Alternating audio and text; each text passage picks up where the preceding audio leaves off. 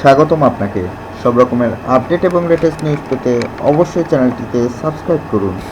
ধন্যবাদ। ফেসবুকে বিবাহিত বান্ধবীকে বাসায় ডেকে ধর্ষণ। চাকরির পরীক্ষার প্রস্তুতির জন্য কলকাতার একটি শিক্ষা প্রতিষ্ঠানে ভর্তি হয়েছিল অভিষেক। এটা একটি ফ্ল্যাট ভাড়া করে থাকত।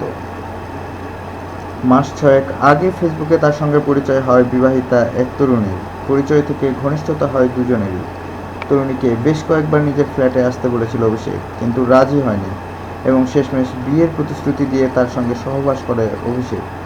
বান্ধবীকে বাড়িতে ডেকে ধর্ষণ করার অভিযোগে আটক এক যুবক। পুলিশ জানিয়েছে আটককৃতের নাম অভিষেক সিংহ রায়।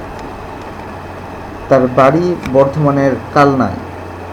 রোববার রাতে ভারতের বিধাননগর থানার পুলিশ অভিষেককে শান্তিনগরে তার ফ্ল্যাট থেকে গ্রেপ্তার করে। পুলিশ জানিয়েছে সরকারি চাকরির পরীক্ষায় প্রস্তুতির জন্য কলকাতার একটি শিক্ষা প্রতিষ্ঠানে ভর্তি হয়েছিল অভিষেক। সে বিধাননগরের শান্তিনগর এলাকায় একটি ফ্ল্যাট ভাড়া করে থাকত।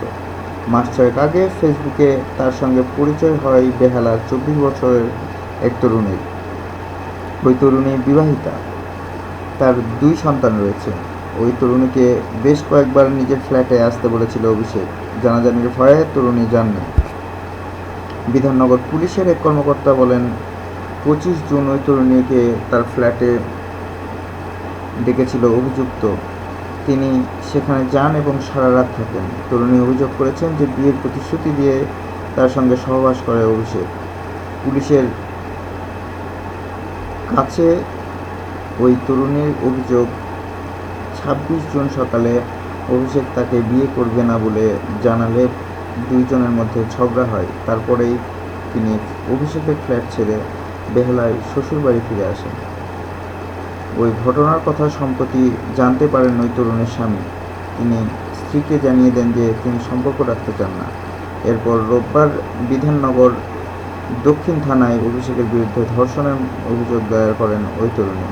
সোমবার অভিযুক্ত অভিষেককে বিধাননগর আদালতে তোলা হলে বিচারক তাকে 3 দিনের পুলিশি হেফাজতে পাঠান।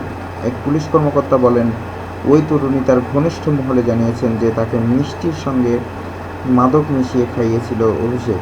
অচেতন অবস্থায় তাকে ধর্ষণ করা হয়, যদিও লিখিত অভিযোগে তেমন দাবি তিনি করেননি। ধন্যবাদ ভিডিওটি দেখার জন্য।